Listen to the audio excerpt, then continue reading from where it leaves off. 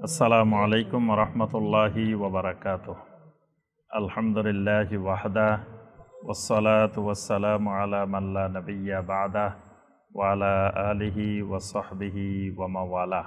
সম্মানিত মুসল্লিয়ানে কেরাম, আজকের খুতবায় যে বিষয়টি আমরা সংক্ষিপ্তভাবে আলোচনা করার চেষ্টা করব ইনশাআল্লাহ, বিষয়টি আমাদের আগের খুতবার ধারাবাহিক অংশ। যে বিষয়টি আমরা এর আগের খুতবায় আলোচনা করেছিলাম, আকসামু তাওহীদুল উলুহিয়া, তাওহীদুল উলুহিয়ার বা তাওহীদুল ইবাদতের প্রকারভেদ। তো এর আগের খুতবায় আমরা তাওহীদুল উলুহিয়া কত প্রকার আমরা বলেছিলাম। তো সেটা কি আপনাদের মনে আছে? তাওহীদুল উলুহিয়া কত প্রকার, কয় প্রকার বলেন তো দেখি? জি, 3 প্রকার। তাওহীদুল উলুহিয়া বা তাওহীদুল ইবাদা 3 প্রকার। 1 নম্বর হলো তাওহীদুল মাহাব্বাহ, 2 নম্বর হলো তাওহীদুত তাআ, 3 নম্বর হলো তাওহীদুন নুসুক। এই হলো তাওহীদুল উলুহিয়া বা তাওহীদুল ইবাদতের 3টা প্রকার। গত খুতবায় আমরা প্রথম প্রকারটি আলোচনা করেছি, তাওহীদুল মাহাব্বাহ। আজকের খুতবায় সংক্ষিপ্তভাবে বাকি 2টি প্রকার, তাওহীদুত তাআ আর তাওহীদুন নুসুক, এই 2টি তাওহীদের উপরে আমরা সংক্ষিপ্তভাবে আলোচনা করার চেষ্টা করব ইনশাআল্লাহ। ঈমানদারদের কাছে সবচাইতে মজার বিষয়, সবচাইতে আনন্দের বিষয় আল্লাহ রাব্বুল আলামিনের তাওহীদ সংক্রান্ত আলোচনা। আর মুশরিকের কাছে, মুনাফিকদের কাছে সবচাইতে অপছন্দনীয় আলোচনা আল্লাহ রাব্বুল আলামিনের তাওহীদের আলোচনা। মানে ঈমানদার সবচেয়ে মজা পায়, সবচেয়ে খুশি হয়, অন্তর পরিতৃপ্ত হয়ে যায় যখনই আল্লাহ রাব্বুল আলামিনের তাওহীদের আলোচনা শুনে। আর তাওহীদের আলোচনাটা সবচেয়ে বিরক্তিকর, সবচেয়ে কঠিন, সবচেয়ে অপছন্দনীয় মুশরিকদের নিকট এবং মুনাফিকদের নিকট। এই কথাটা আল্লাহ রাব্বুল আলামিন স্বয়ং নিজেই বলছেন। সূরা আজ-জুমারের 45 নম্বর আয়াতে কারিমা আল্লাহ রাব্বুল আলামিন বলেন, وَإِذَا ذُكِرَ اللَّهُ وَحْدَهُ اشْمَأَزَّتْ قُلُوبُ الَّذِينَ لَا يُؤْمِنُونَ بِالْآخِرَةِ وَإِذَا ذُكِرَ الَّذِينَ مِن دُونِهِ إِذَا هُمْ يَسْتَبْشِرُونَ। এখানে আল্লাহ রাব্বুল আলামিন বিশেষ করে মুশরিকদের চরিত্র, মুশরিকদের আখলাক আল্লাহ রাব্বুল আলামিন তুলে ধরেছেন। একদিন মসজিদে হারামের মধ্যে আল্লাহ রাসূল সাল্লাল্লাহু আলাইহি ওয়াসাল্লাম সূরা আন-নাজম তেলাওয়াত করতেছিলেন। সূরা আন-নাজম প্রথম দিকে নাজিল হওয়া একটি গুরুত্বপূর্ণ সূরা। আর কোরআনে কারিমের কিছু সূরা আছে আল্লাহ রাব্বুল আলামিন এই সূরাগুলোর মধ্যে এত বেশি আরবি ভাষার অলংকার, আরবি ভাষার বালাগাত আল্লাহ রাব্বুল আলামিন ব্যবহার করেছেন, যেটা আরবের কবি, সাহিত্যিক, পণ্ডিত, বুদ্ধিজীবীদেরকে একেবারে স্তব্ধ করে দিছে তাদের সামনে। এইরকম সূরাগুলোর মধ্য থেকে গুরুত্বপূর্ণ একটা সূরা, সূরা আন-নাজম। এটার মধ্যে আল্লাহ রাব্বুল আলামিন এমনভাবে এলমে আরুজ, এলমে বায়ান, এলমে বদি, এলমে কাফিয়া এমনভাবে আল্লাহ রাব্বুল আলামিন ব্যবহার করেছেন যেটা আরবের বড় বড় কবি, পণ্ডিত, বুদ্ধিজীবীদের কাছেও অকল্পনীয় ছিল। সুবহানাল্লাহ। আল্লাহ রাসূল সাল্লাল্লাহু আলাইহি ওয়াসাল্লাম একদিন দেখলেন মক্কা মুকাররমায় মসজিদে হারামের ভিতরে আরবের সবচাইতে বড় বড় পণ্ডিতেরা, বড় বড় কবি, সাহিত্যিকেরা সবাই মসজিদে হারামের মধ্যে বসা। আল্লাহ রাসূল সাল্লাল্লাহু আলাইহি ওয়াসাল্লাম এসেই নিজে এই সূরা আন-নাজমের তেলাওয়াত শুরু করে দিলেন। ওয়ান নাজমি ইযা হাওয়া মা দাল্লা সাহিবুকুম ওয়া মা গাওয়া ওয়া মা ইয়ানতিকু আনিল হাওয়া ইন হুয়া ইল্লা ওয়াহয়ুন ইউহা আল্লামাহু শাদীদুল কুওয়া যু মিররাতিন ফাস্তাওয়া ওয়া হুয়া বিল উফুকিল আ'লা। এইভাবে নবী সাল্লাল্লাহু আলাইহি সাল্লাম পুরা সূরা তাদের সামনে তেলাওয়াত করলেন। এই সূরাটাই প্রথম সূরা যেই সূরার মধ্যে সেজদার আয়াত আছে। এর আগে সেজদার আয়াতওয়ালা আর কোনো আয়াত বা সূরা নাজিল হয়নি। এই সূরার তেলাওয়াত শুনে পুরা মসজিদে হারামের মধ্যে যত কবি, সাহিত্যিক, পণ্ডিত, বুদ্ধিজীবী ছিল সবাই দৌড়ায় চলে আসছে যে মুহাম্মদ সাল্লাল্লাহু আলাইহি সাল্লামের জবান থেকে কি বের হচ্ছে, কি আশ্চর্যজনক কথা বের হচ্ছে। এরকম কথা তো আমরা জীবনে, এরকম আরবি অলংকার ভাষার প্রয়োগ আমরা তো আর কোনোদিন দেখিনি। সবাই শোনার জন্য চলে আসছে। এরপর আল্লাহ রাসূল সাল্লাল্লাহু আলাইহি সাল্লাম সূরা আন-নাজম তেলাওয়াত শেষ করলেন। শেষ করে যখন সেজদার আয়াত তেলাওয়াত করলেন, নবী সাল্লাল্লাহু আলাইহি সাল্লাম সেজদায় চলে গেলেন। নবী সাল্লাল্লাহু আলাইহি সাল্লামের সাথে সেই দিন সকল কাফের, মুশরিক এই সবগুলোই নবী সাল্লাল্লাহু আলাইহি সাল্লামের সাথে সেজদা করলেন। সুবহানাল্লাহ, সবাই সেজদায় পড়ে গেছে।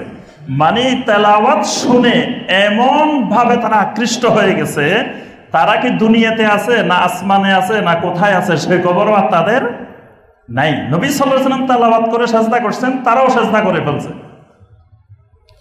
এই খবর কিন্তু আবিসিনিয়ায় পৌঁছে গেছিল। আবিসিনিয়ায় যে সমস্ত সাহাবায়ে কেরাম হিজরত করছিলেন তারা খবর পাইলেন যে মক্কার সব লোক মুসলমান হয়ে গেছে। যে ওই যে সেজদা করছে এই খবর সারা পৃথিবীতে ছড়িয়ে পড়ছে যে মুহাম্মদ সাল্লাল্লাহু আলাইহি ওয়াসাল্লামের সাথে মক্কার সব নেতা, সব বুদ্ধিজীবী সেজদা করছে। এই কথা শুনে আবিসিনিয়া থেকে কয়েকজন সাহাবী উসমান ইবনে মাযউন রাদিয়াল্লাহু তাআলার নেতৃত্বে আবার চলে আসছিলেন। তারা পরে তারা জেদ্দায় এসে বুঝতে পারছেন না আসলে ঘটনা এটা না।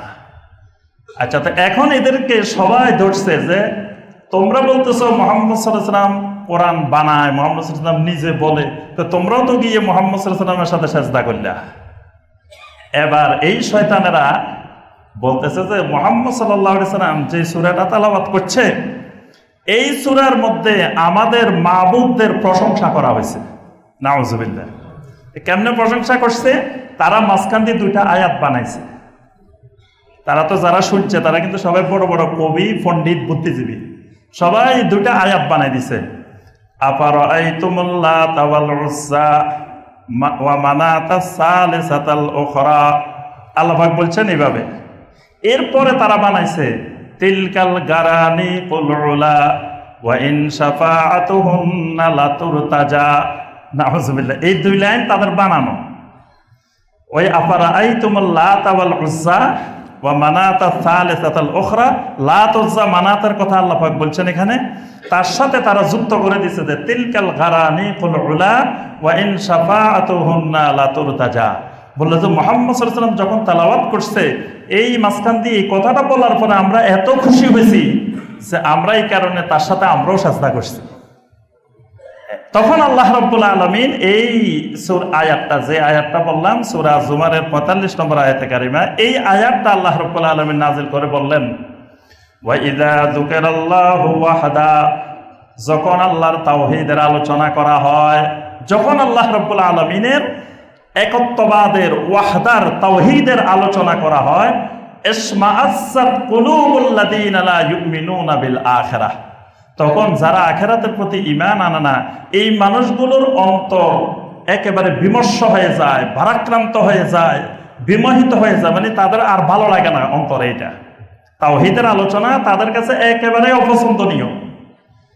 আর ওয়া ইযা যুকিরাল্লাযীনা মিন দুনিহি ইযা হুম ইস্তাবশিরুন, কিন্তু যখন তাওহীদের আলোচনা ছাড়া অন্য আলোচনা করে তখন মুশরিকরা আনন্দে উৎপন্ন হয়ে পড়ে। তো এজন্য আমি প্রথমে এই আয়াতে কারিমাটা দিয়ে শুরু করছি, এজন্য যে আলহামদুলিল্লাহ তাওহীদের আলোচনাটাই আমাদের কাছে সবচাইতে মজার, সবচাইতে আনন্দের, সবচাইতে প্রিয় আলোচনা। কিন্তু দুর্ভাগ্যজনক এই আলোচনা হয় সমাজে খুব কম, এই আলোচনা তেমন বেশি হয় না। কিন্তু ইমানদারের, মুমিনদের সবচেয়ে বেশি আলোচনা হওয়ার কথা ঘরে ঘরে সব জায়গায় শুধু আল্লাহ রাব্বুল আলামিনের তাওহীদের। কারণ তাওহীদ বুঝলে সে মোটামুটি সব বুঝে গেছে। আর যে তাওহীদ বুঝে নাই সে ইসলামে বুঝে নাই, দ্বীনে বুঝে নাই, কিছুই বুঝে নাই। কিন্তু দেখা যায় আমরা আমল নিয়ে যেরকম মহাব্যস্ততার মধ্যে থাকি, তাওহীদ বোঝা নিয়ে, তাওহীদ জানা নিয়ে ব্যস্ততার মধ্যে নাই। তো তাওহীদ না থাকলে কোনো আমলেই কোনো ব্যক্তির কোনো কাজে আসবে না। আল্লাহ পাক আমাদেরকে তাওহীদ বোঝার তৌফিক দান করুন। তাহলে 2 নম্বর তাওহীদ, যেটা তাওহীদুল উলুহিয়ার দ্বিতীয় প্রকার, সেটা হলো তাওহীদুত তাআ। তাআ মানে আনুগত্য, আনুগত্যের তাওহীদ, ইতাআতের তাওহীদ, আনুগত্যের তাওহীদ। অর্থাৎ সোজা কথা হলো যে যিনি আল্লাহ রাব্বুল আলামিনের তাওহীদে বিশ্বাস করবেন, তিনি একমাত্র আল্লাহ রাব্বুল আলামিনের আনুগত্য করবেন। যিনি আল্লাহর তাওহীদে বিশ্বাসী, তিনি আনুগত্য করবেন, হুকুম মানবেন, বিধান মানবেন, সবকিছু একমাত্র আল্লাহ রাব্বুল আলামিনের। আল্লাহ রাব্বুল আলামিন ছাড়া আর কারো কোনো আইন কানুন, বিধি বিধান, হুকুম তাওহীদবাদী মুমিন মানবে না, বিশ্বাস করবে না। এটাই হলো মূল কথা, তাওহীদুত তাআ, আনুগত্যের তাওহীদ। আল্লাহ রাব্বুল আলামিন আল্লাহর আনুগত্যের সাথে নবী সাল্লাল্লাহু আলাইহি সাল্লামের আনুগত্যকে সম্পৃক্ত করে দিয়েছেন। এই জন্য সূরা আন-নিসার ৮০ নম্বর আয়াতে আল্লাহ রাব্বুল আলামিন বলে দিয়েছেন, মাই ইউতিউর রাসূল ফাকাদ আতা আল্লাহ। যে ব্যক্তি আমার রাসূলের আনুগত্য করবে, সে মূলত আল্লাহ রাব্বুল আলামিনের আনুগত্য করবে। সুবহানাল্লাহ। নবী সাল্লাল্লাহু আলাইহি সাল্লামের আনুগত্য করাটাই আল্লাহ রাব্বুল আলামিনের আনুগত্য করা। এই আয়াতে কারিমের মাধ্যমে নবী সাল্লাল্লাহু আলাইহি সাল্লামের হাদিসকে আল্লাহ রাব্বুল আলামিন ওহীর আওতাভুক্ত করে নিলেন এবং হাদিস মানাকে, নবী সাল্লাল্লাহু আলাইহি সাল্লামের আনুগত্য করাকে ফরজে আইন সাব্যস্ত করে দিলেন। অর্থাৎ নবী সাল্লাল্লাহু আলাইহি সাল্লামের আনুগত্য করা, নির্দেশ মানা, এটা আল্লাহ রাব্বুল আলামিনের নির্দেশ মানা। এই জন্য আল্লাহ পাক বলে দিলেন, মান ইউতিউর রাসূল ফাকাদ আতা আল্লাহ। যে ব্যক্তি আমার রাসূলের আনুগত্য করবে, সে মূলত আল্লাহর আনুগত্য করবে। এই জন্য যিনি হাদিস অস্বীকার করবে, যিনি সহি কোনো হাদিস পাওয়ার পরেও সেটাকে অস্বীকার করবে, তার ঈমান নেই। তিনি ওহীকে অস্বীকার করলেন, আল্লাহ রাসূল সাল্লাল্লাহু আলাইহি ওয়াসাল্লামকে অস্বীকার করলেন এবং প্রকারান্তরে তিনি কোরআনকে অস্বীকার করলেন। এজন্য নবী সাল্লাল্লাহু আলাইহি ওয়াসাল্লামের হাদিস অস্বীকার করার কোনো উপায় নাই। এরপরে আল্লাহ রাব্বুল আলামিন নবী সাল্লাল্লাহু আলাইহি ওয়াসাল্লামের ক্ষেত্রে কোরআনে কারিমে বেশিরভাগ জায়গায় আল্লাহ পাক আব্দ ব্যবহার করছেন। আব্দ মানে আল্লাহ হইলেন মাবুদ, নবী সাল্লাল্লাহু আলাইহি ওয়াসাল্লাম হইলেন আব্দ। মানে আল্লাহ রাসূল সাল্লাল্লাহু আলাইহি ওয়াসাল্লাম হলেন আল্লাহর বান্দা, আল্লাহর গোলাম, আর আল্লাহ রাব্বুল আলামিন হইলেন মালিক। মালিক আর গোলাম, খালেক আর মাখলুক। আল্লাহ রাব্বুল আলামিন হইলেন খালেক, নবী সাল্লাল্লাহু আলাইহি ওয়াসাল্লাম হইলেন মাখলুক। আল্লাহ হইলেন মাবুদ, নবী সাল্লাল্লাহু আলাইহি ওয়াসাল্লাম হইলেন আব্দ। এইভাবে কোরআনে কারিমে অধিকাংশ জায়গায় আল্লাহ রাব্বুল আলামিন নবী সাল্লাল্লাহু আলাইহি ওয়াসাল্লামের পরিচয় করে দিয়েছেন আব্দ হিসাবে। আলহামদুলিল্লাহিল্লাযী আনজালা আলা আবদিহিল কিতাব। সমস্ত প্রশংসা ওই আল্লাহর, যিনি তার বান্দার উপরে কিতাব নাজিল করছেন। এই তার বান্দা মানে আল্লাহ রাসূল সাল্লাল্লাহু আলাইহি ওয়াসাল্লাম। ওয়া ইন কুনতুম ফি রাইবিম মিম্মা নাযালনা আলা আবদিনা। আমার বান্দার উপরে যেই কোরআন নাজিল করেছি, এই ব্যাপারে যদি তোমাদের সন্দেহ থাকে, তোমরাও এরকম একটা সূরা বানিয়ে নিয়ে আসো। এখানে আব্দ মানে নবী সাল্লাল্লাহু আলাইহি ওয়াসাল্লাম। তারপরে মেরাজের আয়াতের মধ্যে, ইসরার আয়াতের মধ্যে আল্লাহ পাক বললেন, সুবহানাল্লাযী আসরা বিআবদিহি লাইলাম মিনাল মাসজিদিল হারাম ইলাল মাসজিদিল আকসা। নবী সাল্লাল্লাহু আলাইহি ওয়াসাল্লামকে পরিচয় করাই দিলেন আব্দ, আল্লাহর গোলাম। কিন্তু কোরআনে কারিমে 3টি ক্ষেত্রে আল্লাহ রাব্বুল আলামিন আল্লাহ সুবহানাহু ওয়া তাআলার সাথে একসাথে নবী সাল্লাল্লাহু আলাইহি ওয়াসাল্লামকে উল্লেখ করছেন। 3টি বিষয়ের ক্ষেত্রে। একটা বিষয় হলো মহব্বতের ক্ষেত্রে, ভালোবাসার ক্ষেত্রে। যেখানে আল্লাহ রাব্বুল আলামিনকে ভালোবাসার কথা বলছেন, মহব্বত করার কথা বলছেন, সেখানে নবী সাল্লাল্লাহু আলাইহি ওয়াসাল্লামকে মহব্বত করার কথা বলছেন। সূরা আলে ইমরানের 31 নম্বর আয়াত, কুল ইন কুনতুম তুহিব্বুনাল্লাহা ফাত্তাবিউনি ইউহিব্বুকুমুল্লাহ। এখানে আল্লাহ রাব্বুল আলামিনের মহব্বতের সাথে নবী সাল্লাল্লাহু আলাইহি ওয়াসাল্লামের ইত্তেবাকে সম্পৃক্ত করে আল্লাহর ভালোবাসা এবং নবী সাল্লাল্লাহু আলাইহি ওয়াসাল্লামের ভালোবাসাকে একসাথে সম্পৃক্ত করে দিয়েছেন। সূরা আল ফাতহের ৯ নম্বর আয়াত, লিতুমিনু বিল্লাহি ওয়া রাসূলিহি ওয়া তুআজ্জিরুহু ওয়া তুওয়াক্কিরুহু ওয়া তুসাব্বিহুহু বুকরাতাও ওয়া আসীলা। এখানে ওয়া তুআজ্জিরুহু ওয়া তুওয়াক্কিরুহু ওয়া তুসাব্বিহুহু বুকরাতাও ওয়া আসীলা, এখানে নবী সাল্লাল্লাহু আলাইহি ওয়াসাল্লামকে তাযীম করা, তাওকীর করাকে আল্লাহ রাব্বুল আলামিনের তাসবিহের সাথে সম্পৃক্ত করে দিয়েছেন। এভাবে কোরআন এবং হাদিসে অসংখ্য জায়গায় মহব্বতের ক্ষেত্রে আল্লাহকেও ভালোবাসতে বলছেন, নবী সাল্লাল্লাহু আলাইহি ওয়াসাল্লামকে একসাথে মহব্বত করতে বলছেন। দ্বিতীয় বিষয় হলো আনুগত্যের ক্ষেত্রে, যেখানে আল্লাহ পাক বলছেন আতিউল্লাহ, সেখানে আল্লাহ রাব্বুল আলামিন বলছেন আতিউর রাসূল, আতিউল্লাহ ওয়া রাসূলাহু। শুধু আল্লাহর আনুগত্য করো এটা বলেন নাই, আল্লাহর পাশাপাশি তার রাসূলের আনুগত্য করো। এই কথাটা আনুগত্যের ক্ষেত্রে আল্লাহ এবং রাসূলকে একসাথে আল্লাহ রাব্বুল আলামিন উল্লেখ করেছেন। এরপরে আরেকটা বিষয় কোরআনে কারিমের মধ্যে আমরা দেখি যে আল্লাহ রাব্বুল আলামিন যেখানে আল্লাহর ক্ষেত্রে আল্লাহ রাব্বুল আলামিন ব্যবহার করছেন, সেখানে নবী সাল্লাল্লাহু আলাইহি সাল্লামকেও একসাথে আল্লাহ রাব্বুল আলামিন সম্পৃক্ত করেছেন। সেটা হলো ঈমান আনার ক্ষেত্রে, আমিনু বিল্লাহি ওয়া রাসূলিহি লিতুমিনু বিল্লাহি ওয়া রাসূলিহি। ঈমানের ক্ষেত্রে আল্লাহর সাথে রাসূলকে উল্লেখ করছেন, অর্থাৎ ঈমানের ক্ষেত্রে, মহব্বতের ক্ষেত্রে, আনুগত্যের ক্ষেত্রে তিন জায়গায় আল্লাহ রাব্বুল আলামিন নবী সাল্লাল্লাহু আলাইহি ওয়াসাল্লামকে একসাথে একত্রিত করছেন। এই জন্য আনুগত্যের তাওহীদটা হলো আল্লাহ রাব্বুল আলামিনের এবং আল্লাহর রাসূলের আনুগত্য করা। এটাই হলো আল্লাহ রাব্বুল আলামিনের আনুগত্যের তাওহীদ। এখন আমি আল্লাহর আনুগত্য করি, এটা বোঝা যাবে কিভাবে? আমি এমনি দাবি করলাম যে আমি আল্লাহর আনুগত্য করি, আল্লাহকে মানি, তাহলে কি তাওহীদ এসে যাবে? আসবে না। আল্লাহ সুবহানাহু ওয়া তাআলাকে আমি মানি, আল্লাহ রাসূল সাল্লাল্লাহু আলাইহি ওয়াসাল্লামের আনুগত্য করি, এটা বোঝা যাওয়ার মাধ্যম হলো দুইটা। এটি বোঝা যাওয়ার মাধ্যম হচ্ছে দুইটা।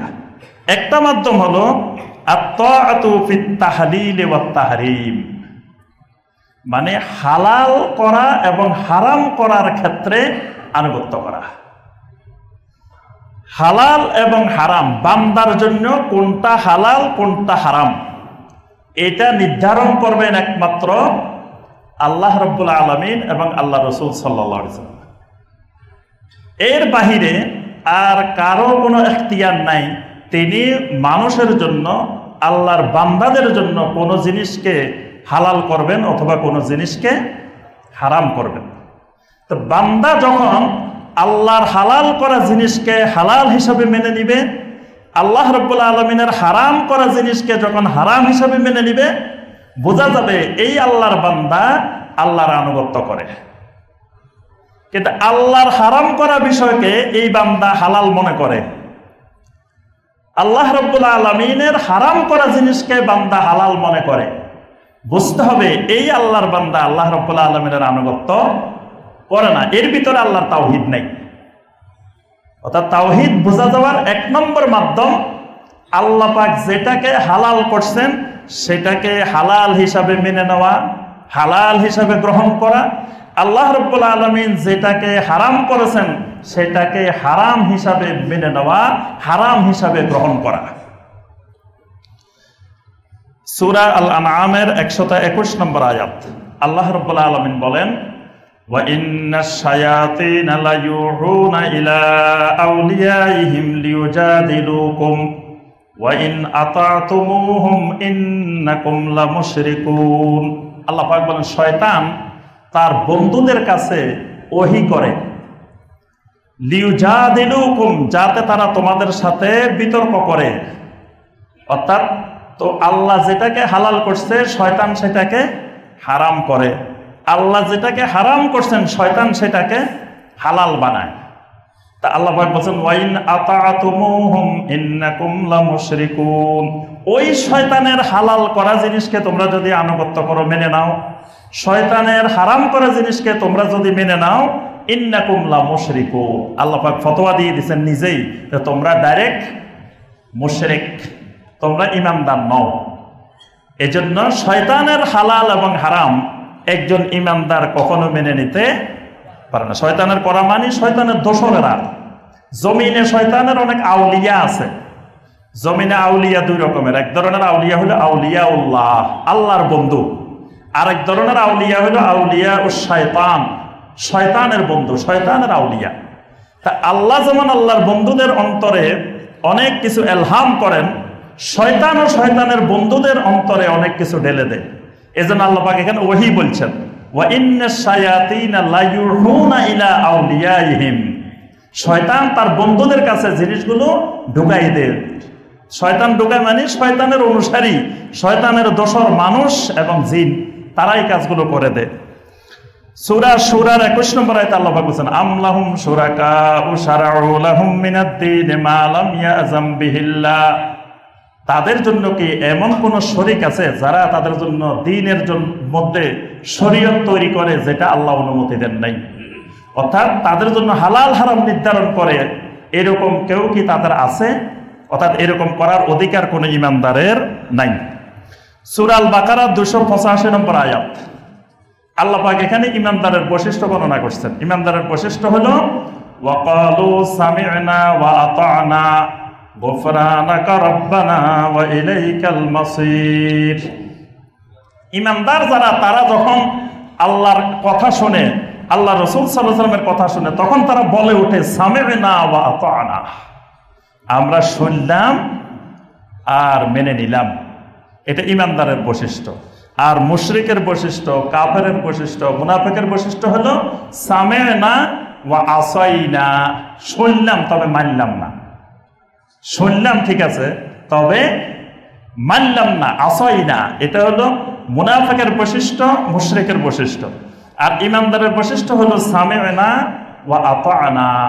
আবার মানার পরে অহংকার আসে না, বলে যে গুফরানাকা রাব্বানা, আয় আল্লাহ, যেভাবে মানার দরকার ছিল আমি সেভাবে মানতে পারি নাই, যেভাবে আপনার হুকুম আমার মানা দরকার ছিল সেভাবে আমি মানতে পারি নাই, মানার মধ্যে অনেক ত্রুটি হয়ে গেছে, গুফরানাকা রাব্বানা, রব্বুল আলামিন আমাকে মাফ করে দেন। সুবহানাল্লাহ, এটা ইমানদারের বৈশিষ্ট্য।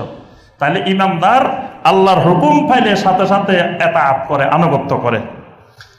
এখন আল্লাহ ছাড়া যদি অন্য কোনো ব্যক্তি, অন্য কোনো মানুষ, অন্য কোনো জিন, অন্য কোনো ব্যক্তি যদি মানুষের জন্য এমন কোনো আইন, এমন কোনো বিধান, এমন কিছু প্রণয়ন করলো যেটা আল্লাহর আইনের বিপরীত, বান্দা যদি ওইটাই মেনে নেয়, তখন বান্দা তাকে রব বানায় নিল। বান্দা যদি যে বানাইছে তার এই বিধানটা মেনে নেয়, বান্দা তাকে রব বানায় নিল। আল্লাহ পাক সূরা তাওবার 31 নম্বর আয়াতে স্পষ্ট করে বলছেন, ইত্তাখাযু আহবারাহুম ওয়া রুহবানাহুম আরবাবাম মিন দুনিল্লাহি ওয়াল মাসীহ ইবনে মারইয়াম। ইহুদিরা এবং নাসারারা তাদের আহবারদেরকে, তাদের রুহবানদেরকে রব বানিয়ে নিছে। তো এই আদি ইবনে হাতেম রাদিয়াল্লাহু তাআলা খ্রিস্টানদের সবচাইতে বড় আলেম ছিলেন। তিনি নবী সাল্লাল্লাহু আলাইহি ওয়াসাল্লামকে জিজ্ঞাসা করলেন, আমরা তো কোনোদিন আমাদের আহবারদের, রহবানদের সাজদাও করি নাই, ইবাদতও করি নাই, কিন্তু আল্লাহ বলতেছেন আমরা নাকি তাদেরকে রব বানাই নিছি, জিনিসটা তো আমরা বুঝি নাই। নবী সাল্লাল্লাহু আলাইহি ওয়াসাল্লাম বললেন, তারা তোমাদের জন্য যে সমস্ত জিনিসকে হালাল বানাই দিছে তোমরা সেটাকে হালাল মেনে নিয়েছো, আর তারা তোমাদের জন্য যে সমস্ত জিনিসকে হারাম বানিয়ে দিয়েছে তোমরা সেগুলোকে হারাম হিসাবে মেনে নিয়েছো। ফাতিলকা ইবাদাতুহুম, এটাই তাদের ইবাদত, এটাই তাদেরকে রব বানানো। এই জন্য তাওহীদুত তাআ প্রথম বুঝার মাধ্যম হলো হালাল এবং হারাম করার ক্ষেত্রে আল্লাহ এবং রাসূলকে একমাত্র হালাল হারামের মালিক হিসাবে মেনে নেওয়া। 2 নম্বর মাধ্যম আত-তাআতু ফি ইলতিজামিশ শারঈ, অর্থাৎ জীবনের সর্বক্ষেত্রে, জীবনের সকল জায়গায় শরীয়তের বিধিবিধানকে নিজের উপরে আবশ্যক করে নেওয়া। যদি করে নেওয়া যায় তাহলে বুঝতে হবে আমার ভিতরে আল্লাহর তাওহীদ আসছে। কিন্তু যদি মনে করি না এখানে মসজিদে আসলে আল্লাহর বিধান, ঘরে গেলে আর আল্লাহর বিধান দরকার নাই, সেখানে আমার বিধান, ঘরের বাইরে মার্কেটে গেলে আমার স্ত্রীর বিধান, আরেক জায়গায় গেলে আরেকজনের বিধান, এক এক জায়গায় এক একজনের বিধান, তাহলে বুঝতে হবে এই লোকের ভিতরে আল্লাহ রাব্বুল আলামিনের তাওহীদ এখনো ঢুকে নেই। যদি সব জায়গায় আল্লাহ রাব্বুল আলামিনের বিধান অনুযায়ী চলার আমি চেষ্টা করি, তাহলে বুঝতে হবে আমার ভিতরে আল্লাহ রাব্বুল আলামিনের তাওহীদ ঢুকছে। এটার নাম হলো আত-তাআতু ফি ইলতিজামিশ শারঈ, মানে শরীয়তের বিধানকে জীবনের সর্বক্ষেত্রে সকল জায়গায় নিজের উপরে আবশ্যক করে নেওয়া। যে আমি যেহেতু একজন ইমানদার, আমি আল্লাহর তাওহীদে বিশ্বাসী, সুতরাং আল্লাহর হুকুম ছাড়া আর কোনো হুকুম মানার অধিকার আমার নাই। সুতরাং আমি যেখানে যাব সেখানে আল্লাহর বিধান, যেখানে যাব সেখানে আমার নবীর সুন্নাত, এর বাহিরে দ্বিতীয় বিকল্প কোনো পন্থা আমার সামনে খোলা নাই। যদি বিকল্প পন্থা খোলা থাকে, বুঝতে হবে আমার মধ্যে এখনো আল্লাহ রাব্বুল আলামিনের তাওহীদ ঢুকে নাই, আল্লাহর একত্ববাদের প্রতি ঈমান আসে নাই। এটা বোঝা যাবে কেমনে? এটা বোঝা যাবার তিনটা মাধ্যম আছে। আমি একেবারে সংক্ষেপে বলতেছি যে আমি যে আল্লাহর শরীয়তকে আমার মধ্যে আবশ্যক করে নিলাম, এটা বোঝা যাওয়ার মাধ্যম কোরআন সুন্নাহর দৃষ্টিতে তিনটা। তো সংক্ষেপে তিনটা শব্দ মনে রাখবেন, আমি একেবারে সহজভাবে বোঝার জন্য বলতেছি, এর থেকে সহজ আর সম্ভব না। তিনটা শব্দ মনে রাখবেন: হুকুম, তাহাকুম, তাহকিম। কোরআনের মধ্যে অসংখ্য আয়াতে এই শব্দগুলো পাইবেন, হুকুম, তাহাকুম, তাহকিম। এক নম্বরে হুকুম। হুকুম মানে আমরা বুঝি, হুকুম মানে আইন, হুকুম মানে বিধান, হুকুম মানে আদেশ। এটা কোরআনের শব্দ হুকুম। অর্থাৎ আমার উপরে যত আইন, যত কানুন, যত বিধান, যত হুকুম প্রযোজ্য হবে, কার হবে? একমাত্র আল্লাহর। খালি আল্লাহর বললে বোঝা যাবে তাওহীদ আসে নাই। জীবনের কোনো ক্ষেত্রে আল্লাহর, কোনো জায়গায় আরেকজনের। কিন্তু একজন তাওহীদবাদী ইমানদারের জীবনের সর্বক্ষেত্রে তার উপরে যে আইন, যে কানুন, যে বিধান প্রযোজ্য হবে, সেটা হবে একমাত্র আল্লাহ রাব্বুল আলামিনের। এটাকে বলা হয় হুকুম, এটাকে বলা হয় হুকুম। আল্লাহ রাব্বুল আলামিন সূরা ইউসুফের 40 নম্বর আয়াতে আল্লাহ পাক বলছেন, ইনিল হুকমু ইল্লা লিল্লাহ আমারা আল্লাহ তা'বুদু ইল্লা ইয়্যাহু যালিকাদ দীনুল কাইয়্যিম। ইনিল হুকমু ইল্লা লিল্লাহ, বান্দাকে হুকুম দেওয়ার অধিকার, বান্দাকে আইন দেওয়ার অধিকার, বান্দাকে নির্দেশ দেওয়ার অধিকার আল্লাহ ছাড়া দ্বিতীয় আর কারো নাই। আল্লাহ পাক এখানে একবারে স্পষ্ট করে বলছেন যে ইনিল হুকমু ইল্লা লিল্লাহ, যে আল্লাহ রাব্বুল আলামিনই একমাত্র বান্দাকে হুকুম দেওয়ার মালিক। আল্লাহ সুবহানাহু ওয়া তাআলা ছাড়া আর কেউ বান্দার জন্য কোনো আইন প্রণয়ন করতে পারে না, কোনো আইন, হুকুম, বিধান তৈরি করতে পারে না। যদি করে, বুঝতে হবে তার ভিতরে এখনো তাওহীদ ঢুকে নেই, তাওহীদ আসে নাই, ঈমান আসে নাই। আর করলে তাকে কোরআনের ভাষায় বলা হয় তাগুত, তাকে কোরআনে কারিমের ভাষায় বলা হয় তাগুত। যেমন আল্লাহ রাব্বুল আলামিন সূরা আন-নিসার 58 নম্বর আয়াতে বলছেন, ইন্নাল্লাহা ইয়া'মুরুকুম আন তু'আদ্দুল আমানাতি ইলা আহলিহা ওয়া ইযা হাকামতুম বাইনান নাসি আন তাহকুমু বিল আদল ওয়া ইযা হাকামতুম বাইনান নাসি আন তাহকুমু বিল আদল। যখন মানুষের মধ্যে তুমি ফয়সালা করবে, বিচার আচার করবে, মানুষের বিভিন্ন সময় মানুষে ঝগড়া হবে, বিভিন্ন মতবিরোধ হবে, বিভিন্ন বিষয় নিয়ে মানুষের মধ্যে বিভিন্ন সমস্যা তৈরি হবে। এই সমস্যাগুলোর সমাধান বিল আদল, আদল সহকারে করতে হবে। এই আদল সহকারে করা মানেই হলো যে আল্লাহ রাব্বুল আলামিনের বিধান অনুযায়ী করতে হবে, আল্লাহ রাব্বুল আলামিনের আইন অনুযায়ী করতে হবে। যদি আল্লাহর আইন অনুযায়ী করা হয়, বুঝতে হবে এরা তাওহীদবাদী, এরা আহলুত তাওহীদ। যদি আল্লাহর আইন অনুযায়ী করা না হয়, এরা আহলুত তাগুত। অর্থাৎ এদের মধ্যে এখনো আল্লাহ রাব্বুল আলামিনের তাওহীদ আসে নাই। দ্বিতীয় বিষয় যেটা বলছি, তাহাকুম। তাহাকুম মানে আমরা দুইজনের মধ্যে ঝগড়া হয়েছে বা কোনো একটা বিষয় নিয়ে বিরোধ হয়েছে, এটা ফয়সালা করবে কে? এই ফয়সালাকারী কে হবে? এটার নাম তাহাকুম, মানে ফয়সালাকারী নির্ধারণ করা। এটাকে কোরআনের ভাষায় বলা হয় তাহাকুম। এই তাহাকুমটাও তাওহীদের অন্তর্ভুক্ত। যখন ফয়সালাকারী জমিনে 3 ধরনের পাওয়া যাবে, এটা একেবারে নূহ আলাইহিস সালামের যুগ থেকে শুরু করে কিয়ামত পর্যন্ত জমিনে 3 রকমের ফয়সালাকারী পাওয়া যাবে। এক রকমের ফয়সালাকারী পাওয়া যাবে বিউরফিন, মানে তিনি সমাজে প্রচলিত বিধান অনুযায়ী আমাদের দুইজনের ফয়সালা করে দিবেন। আরেক ধরনের পাওয়া যাবে বিমুজাররিদিল হাওয়া, উনি বলবে যে সমাজে যাই থাকুক, আমি যেহেতু পাওয়ারফুল, আমি যেটা বলি সেটাই আইন। এটাকে বলা হয় বিমুজাররিদিল হাওয়া। আরেকটা হলো বিমুক্তাদা শারঈ, আমার আল্লাহ এবং রাসূল যেভাবে বলছেন ঠিক সেইভাবে। তাহলে সমাজে ফয়সালাকারী তিন ধরনের থাকবে। এক ধরনের হবে প্রচলিত যেভাবে চলে সমাজে, বাস আমার তো ফয়সালা সেভাবে হবে। আরেকটা হলো না, সমাজ যেভাবে চলুক, আমি যেহেতু শক্তিশালী, আমি যেটা বলি এটাই আইন, আমার মতো চলবে। আরেকটা হলো বিমুক্তাদা শারঈল্লাহি ওয়া রাসূলিহি সাল্লাল্লাহু আলাইহি ওয়াসাল্লাম, আল্লাহ এবং রাসূল যে শরীয়ত দিয়েছেন ওই শরীয়তের বিধান অনুযায়ী হবে। এখানেই তাওহীদের প্রশ্ন। যদি কেউ ওই সমাজের প্রচলিতটা বাদ দিয়ে নিজের হাওয়া থেকে নিজের মন গড়া বিধিবিধান বাদ দিয়ে আল্লাহ এবং রাসূলের বিধানের সামনে অবনত হইতে পারে, এটার নাম তাওহীদ। আর যদি হইতে না পারে, বুঝতে হবে এই লোকের কাছে এখনো আল্লাহ রাব্বুল আলামিনের তাওহীদ আসে নাই।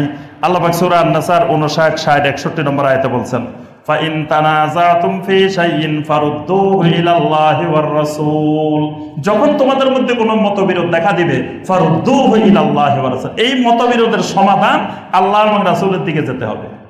ইন কুনতুম তুমিনুনা বিল্লাহি ওয়াল ইয়াউমিল আখির, যদি তোমরা ঈমানদার হও। ঈমানদার না হলে যাওয়া দরকার নাই, ঈমানদার হলে এটার সমাধান আল্লাহ এবং রাসূল থেকে নিতে হবে।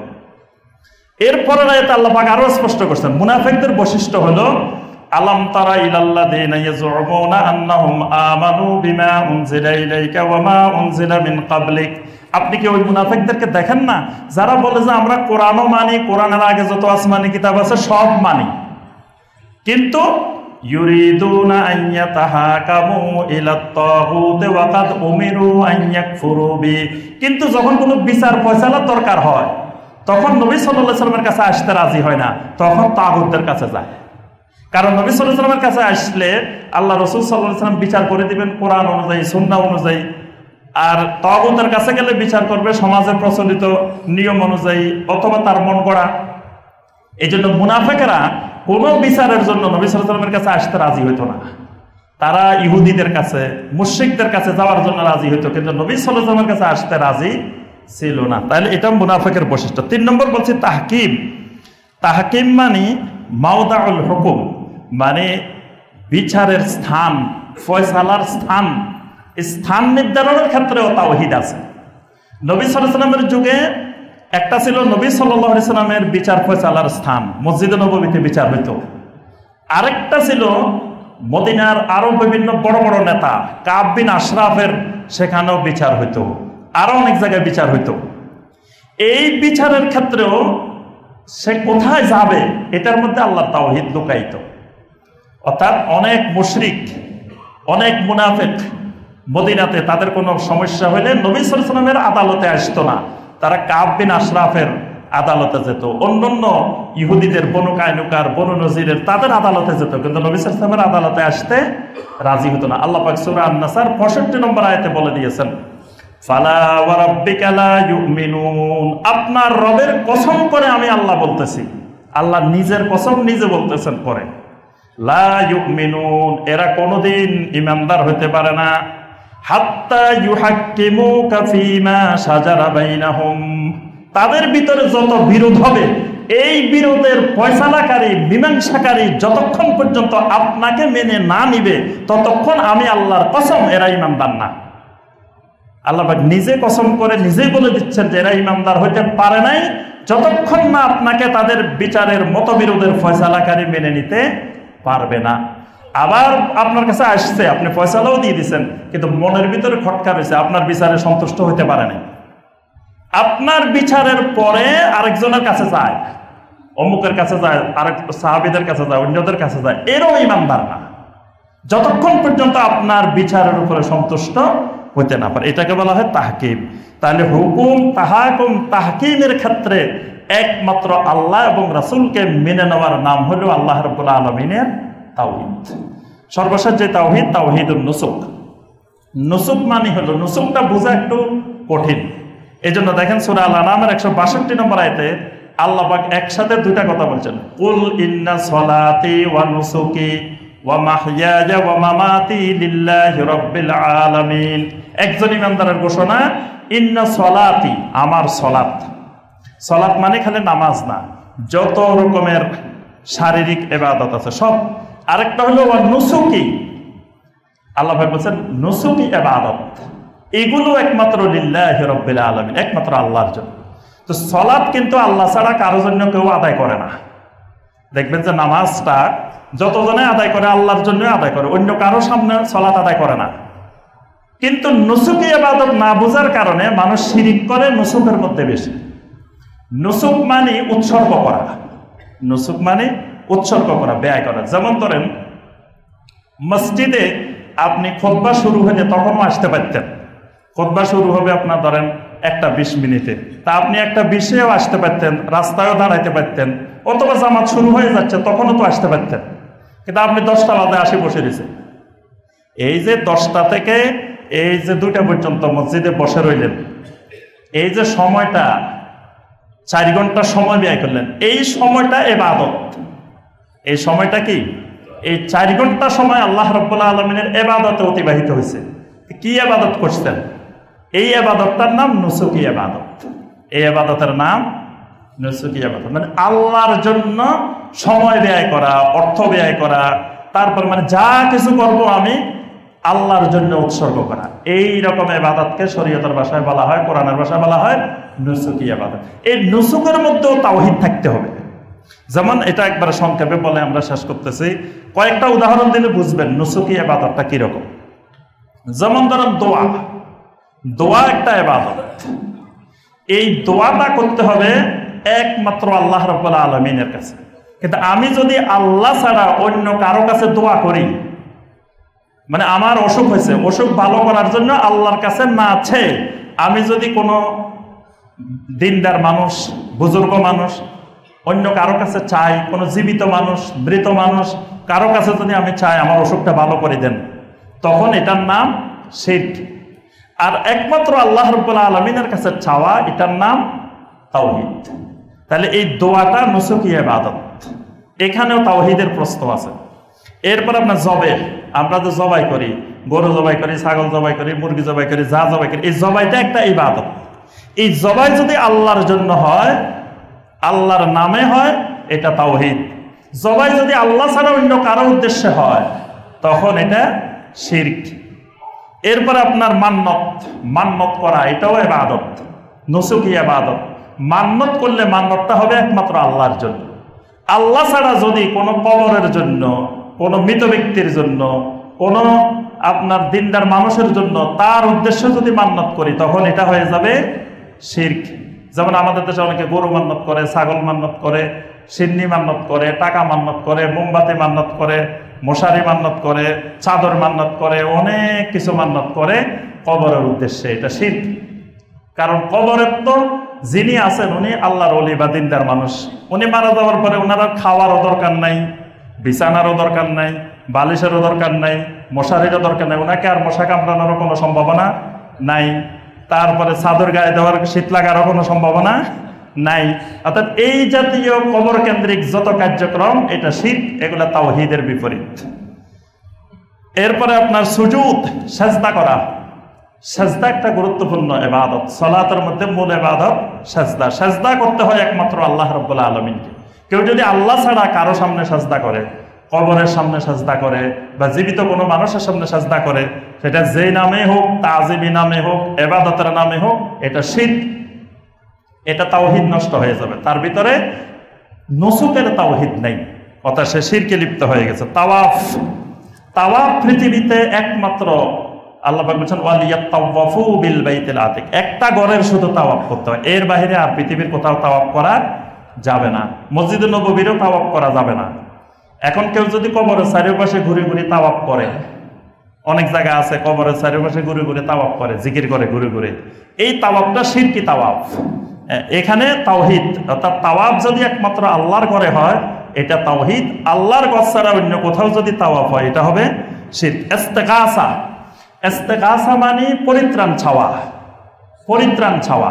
মানে আমি কোনো একটা বিপদে, মহা বিপদে পড়ছি, এই বিপদ থেকে পরিত্রাণ চাওয়া, এই পরিত্রাণ চাওয়াটাও একটা ইবাদত।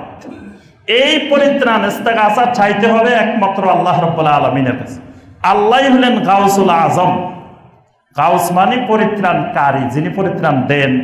আজম মানে মহান, মহান পরিত্রাণকারী একমাত্র আল্লাহ রাব্বুল আলামিন।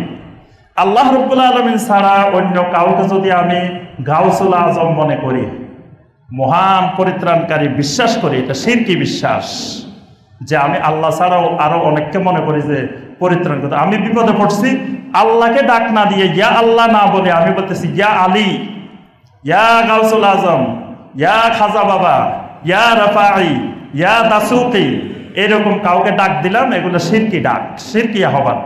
অর্থাৎ যত বিপদ আপদ মুসিবত হোক, একমাত্র ডাক দিতে হবে আল্লাহ রাব্বুল আলামিন। এটার নাম ইস্তেগাসা। এই ইস্তেগাসার শিরকে অসংখ্য মুসলমান ইস্তেগাসার শিরকে নিমজ্জিত আছে, কারণ এটাই বুঝেই নাই, ইবাদতটাই বুঝে নাই, নুসুকি ইবাদত। ঠিক এরকম খাউফ, ভয়, ভয় অন্তরে ভয়, এটাও একটা ইবাদত। এই ভয়টা করতে হবে একমাত্র আল্লাহ রাব্বুল আলামিনকে। অনেকে দেখা যায় এই ভয়টা কবরকে করে, মরা মানুষকে ভয় করে। দেখবেন যে সব পুরা রাস্তা গাড়ি একরকম চালাইছে, কবরস্থান, কবরের সামনে দিয়ে যে গাড়ি আস্তে করে স্লো করে দিছে। কি ব্যাপার ড্রাইভার সাহেব স্লো কেন? ও এখানে যেই হুজুর আছে, যেই বাবা আছে, উনি খুব গরম, জোরে চালাইলে উনি গরম হয়ে আমার গাড়ি ধাক্কায় ফালাইও দিতে পারে, অ্যাক্সিডেন্টের সম্ভাবনা আছে। শিরকি বিশ্বাস যে কবরে যিনি আছেন উনি যত বড় দিনদার মানুষে হোক, উনার ওই ক্ষমতা নাই আমাকে দেখার, আমার গাড়ি ফেলে দেওয়ার, আমার কোনো ক্ষতি করার।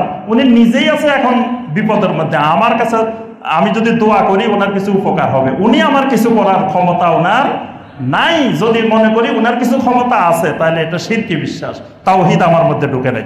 ঠিক এইভাবে আর রাজা, তাওয়াক্কুল, রাগবা, রাহাবা, খুশি, অনেকগুলো নুসুকি ইবাদত আছে। অর্থাৎ এই নুসুকের ক্ষেত্রে আল্লাহ রাব্বুল আলামিনের তাওহীদ লাগবে। আল্লাহ রাব্বুল আলামিন আমাদের সবাইকে যথাযথভাবে আল্লাহর তাওহীদকে বুঝার, জানার, মানার, তাওহীদ নিয়ে দুনিয়াতে জীবনযাপন করার, তাওহীদ নিয়ে কবরে যাওয়ার আল্লাহ পাক আমাদের সবাইকে তৌফিক দান করুন। আমিন ইয়া রাব্বাল আলামিন। আসসালামু আলাইকুম ওয়া রাহমাতুল্লাহি ওয়া বারাকাতুহু।